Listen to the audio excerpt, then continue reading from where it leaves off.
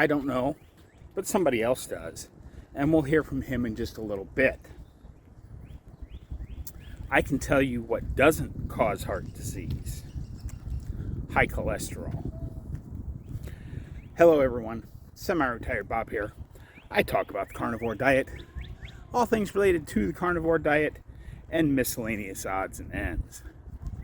The reason we're having this high cholesterol talk today is because I'm a little later than normal getting out for my walk, because I had my annual cardiologist appointment this morning. And of course, things are moving right along. He was a little concerned because he likes to do blood work when you get there. And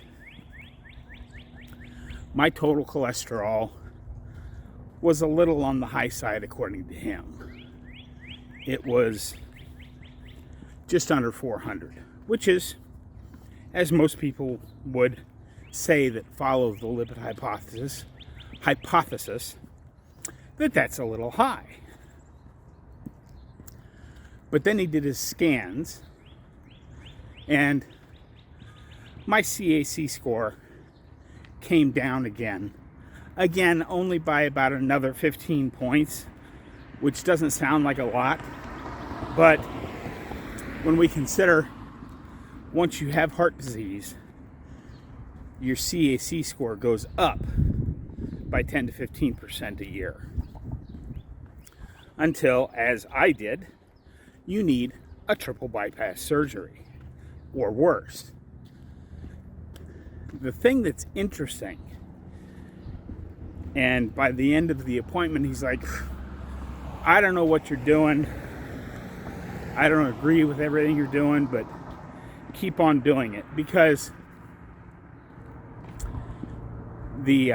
as you know, when you have a triple bypass surgery, like I did, they take the grafts, they take some veins out of your leg and do the grafting, the bypassing. And normally, as I was told at the time, which was, well, I was 55 and now I'm almost 62, so it's been a little more than 7 years ago. So in theory, I'm halfway through, because I was told at the time that cardiac coronary bypasses usually only last about 15 years. But I'm assuming that includes the thought that most people aren't going to change their entire life on what they've been doing. Me, I made a big change. Now, there was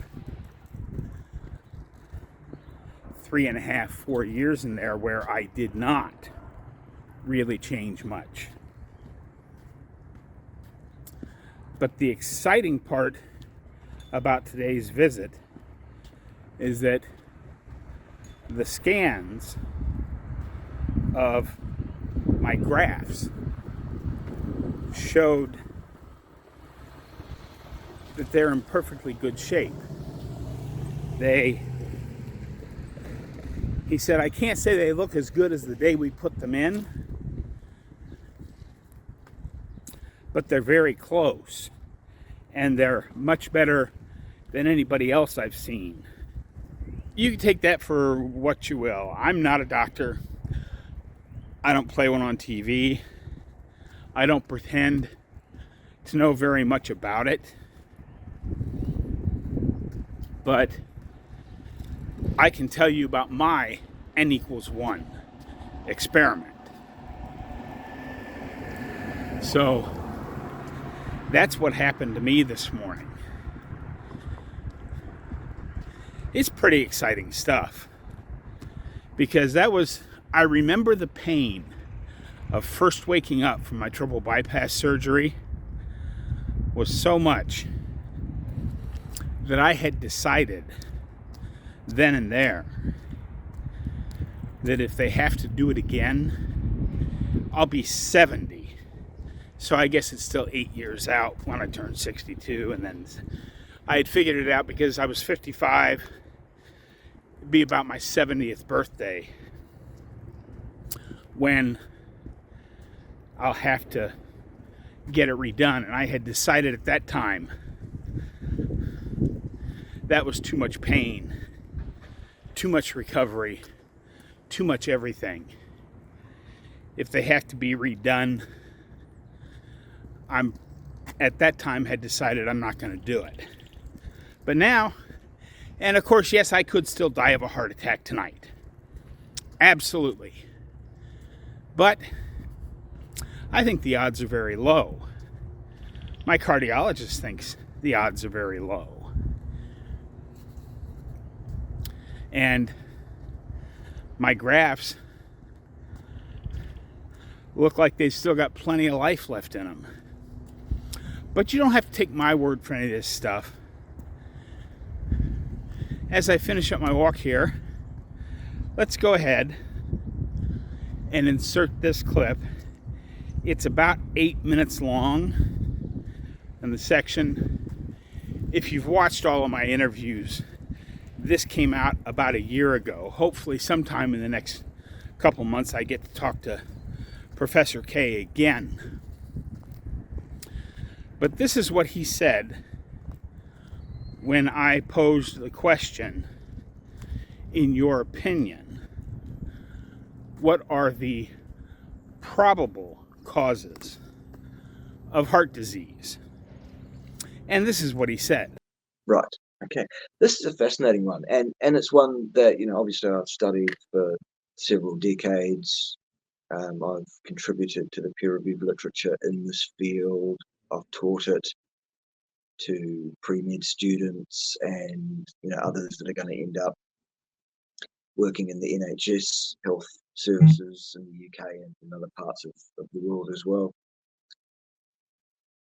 And it's always interesting when people suggest, is there any reason to suggest that LDL is not causal in heart disease? And I always say, well, I'm not saying you're wrong there, Bob, at all, that there's no reason to say it's not. But here's one for you. Atherosclerosis, heart disease, occurs in the arteries. It does not occur in veins. Those arteries and veins carry the same blood, do they not?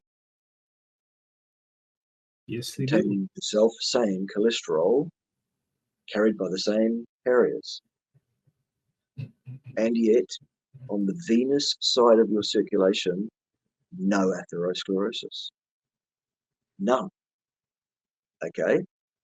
Have a heart bypass operation because you've got atherosclerosis in your heart. What do? They take a vein out of your leg, which will never have atherosclerosis in it because it's a vein, and they'll stick it in where the bridging work needs to be done in the heart. And then guess what happens over the next few years?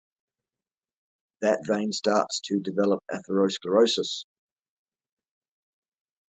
So, for my money, I am prepared to say it looks like LDL and or any cholesterol and or any fraction of cholesterol and or any of the lipoproteins. I am prepared to say none of them are causally involved in heart disease and atherosclerosis. Because if they were, atherosclerosis would develop in veins just as much as it does in arteries. And it doesn't, ever. So what's the difference? Well, two things: blood pressure and blood turbulence. The thing that most highly correlates to atherosclerotic lesioning is the sheer rate of blood going past the epithelial cell concerned. So where the blood flows in a fairly laminar, fairly low pressure way through the veins. It just flows through, no problem. It doesn't cause an issue, and it's at relatively low pressure. Ramp that pressure up as it is on the high pressure side of the vasculature, and have bifurcations, Y-shaped bifurcations, for example, or the aortic arch, some of these structures in the high pressure side that sort of getting the blood where it needs to be, but are not best conducive to dealing with basically the turbulence around those bifurcations or around sending fluid through an arch. Where the turbulence is occurring, the shear rate of the blood at that point in the vascular tree is reduced. That blood hangs around a lot longer before being forced away by the next blood. And as such, it exerts pressure for much longer at much higher pressures and pulsatile every time the heart beats. Because the other thing about atherosclerosis is they always occur in arteries bigger than about that, never the smaller arteries either. So it's all about pressure and turbulence. The only other thing we now need is susceptibility of that tissue. So we need to inflame that tissue or physically damage that tissue or chemically derange the system in some way to make that tissue vulnerable to that problem. And that's easy. All we need to do to get that to happen is to elevate our blood sugar level above what it should be naturally. That will kill two birds with one stone, because that will cause glycation of the tissues, which is immediately damaging. And it will raise the blood pressure, because if you eat a lot of carbohydrate, you will have too much insulin being produced chronically, and that will prevent your kidneys from filtering sodium out. That's the cause of high blood pressure, not salt.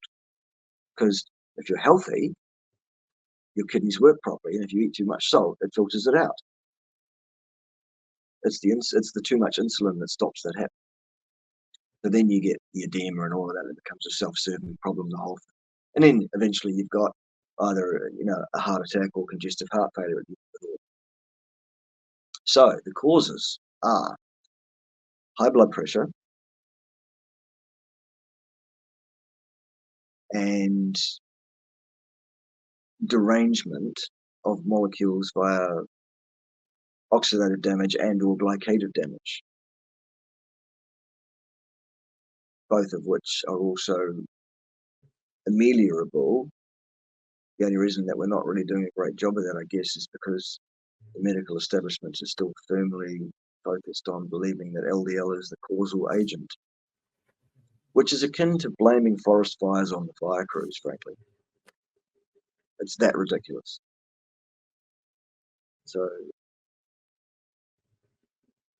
that's basically the etiology, which means the cause, the underpinning of heart disease. Well, there you have it, folks. It seems to me that pretty much everything I found out at the cardiologist office this morning lines up exactly with what Professor K said in that interview a year ago. That's all I've got for you today, folks. Hopefully you enjoyed this quick little video. Well, not so quick by the time I got the Professor K stuff added into it. But I hope this gives you some encouragement. Is everybody going to have the results I had? I can't say that. But I can say sticking with your carnivore diet, especially if you have a lot of heart disease like I did or I do. If you've had a heart attack, I never had a heart attack, but if you've had a bypass surgery or anything like that, don't let your doctor tell you that carnivore is not the way to go. Have a great day, folks. Don't forget to get out there, be 1% better today, tomorrow, and every day. I'll see you in the next one.